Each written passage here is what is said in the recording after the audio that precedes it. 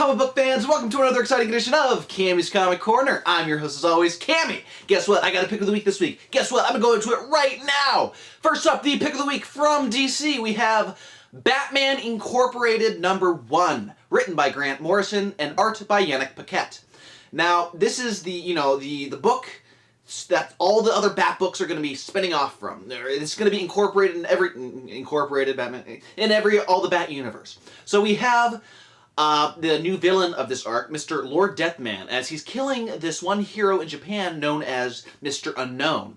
And he disposes of the body in quite a very gruesome way. But meanwhile, we're seeing Batman and Selina Kyle, aka Catwoman, back together again, stealing a device from Dr. Sivana. It looks like a diamond, but it's not. It's apparently something else. We'll probably find out what it is later. But because they're attacked by all these electronic giant rats, they decide, well, let's go, I want to make it up to you, Catwoman. Let me take you off to Japan in one of our luxurious hotels. So while they're off over there on so-called vacation, lifting weights, watching her walk around in her lingerie, what they're actually there is, well, Batman's going to train Mr. Unknown to be the Batman of Japan, hence Batman Incorporated is going to be in Japan too.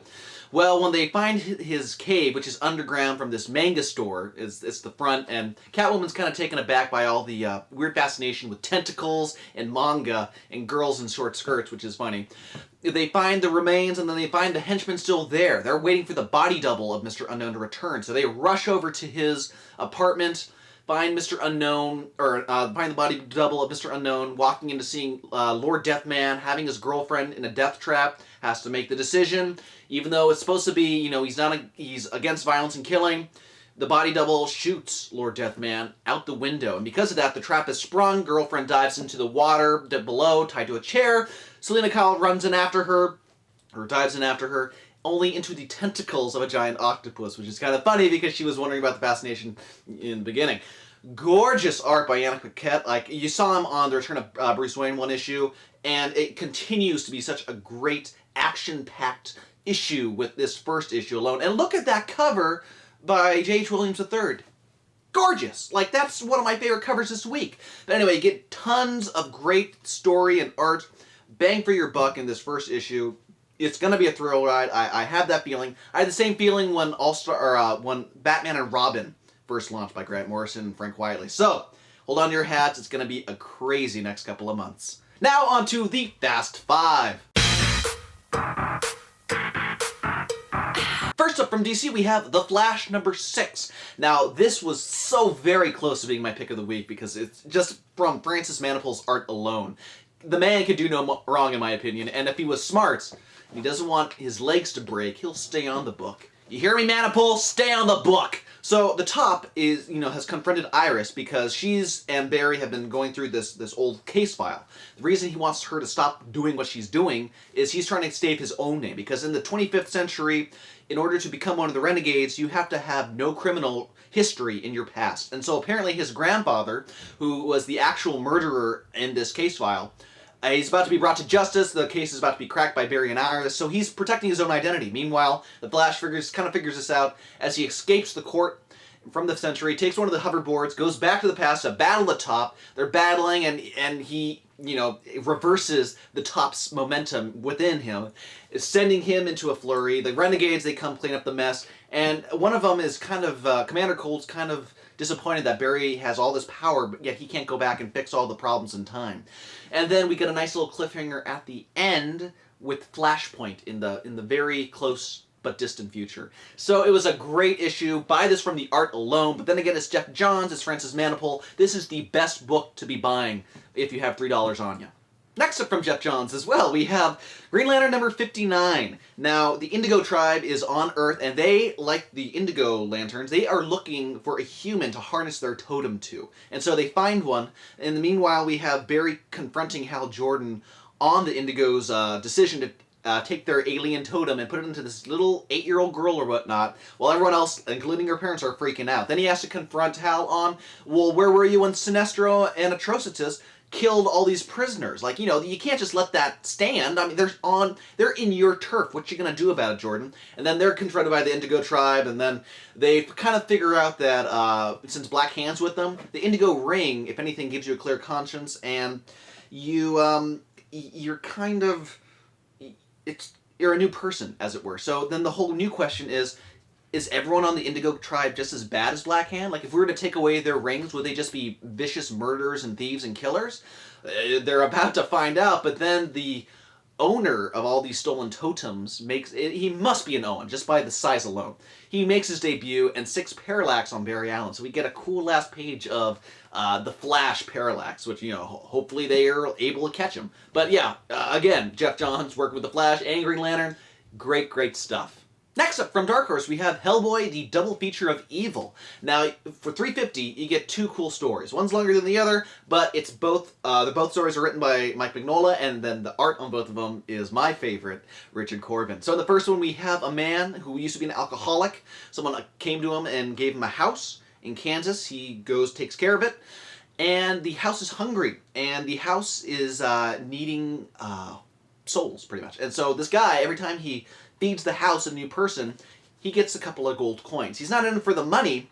He's kind of feels like he's forced to feed it. So he calls in Hellboy, explains the situation, and then as the lead up to this whole story progresses, at the last second, he shoves Hellboy in there, gets a big old block of gold, but it kind of squishes him in the process. Hellboy takes care of the house, and then we go on into our second story, which is Hellboy going to this confrontation in this museum. There's this mad guy who thinks he's a pharaoh, shouting for Horus to save him and give him all these powers. And he goes into one temple, the Temple of Sebek. And apparently the Egyptian gods, as one of the workers in the museum explains to Hellboy, they don't like it when you're praying to another god in their temple. And so you see a nice cool Sebek, teaching this so-called pharaoh a lesson at the end. But yeah, it's a great, great double feature. $3.50, well worth the money. You get gorgeous Corbin art, and it's a one-shot, so you don't have to worry about any continuity. Next up from DC, we have Green Lantern Corps number 54. That kind of almost rhymed.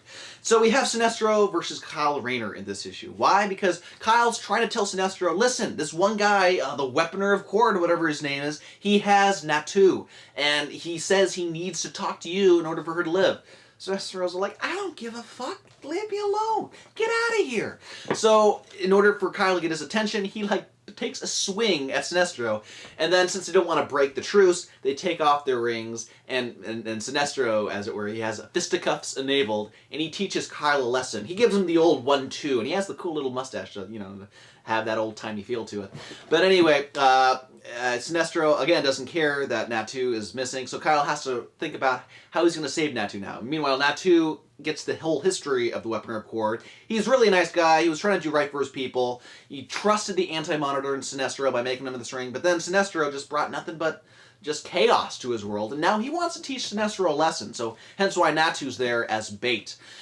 But at the end, he doesn't get the Sinestro that he was hoping for. He gets Kyle and a nice little army of Green Lanterns to take care of him. So it was a great story. Even though Tomasi's off the book, Tony Bedard knows what he's doing, and it's just still fun. It's still Green Lantern Corps. It's still a book you should be picking up regardless. And finally this week from DC, we have Superman Batman number 78. Now, this was kind of a 2-part story. I mean, it was $3, so it's still cheap and affordable, and you should go out and buy it.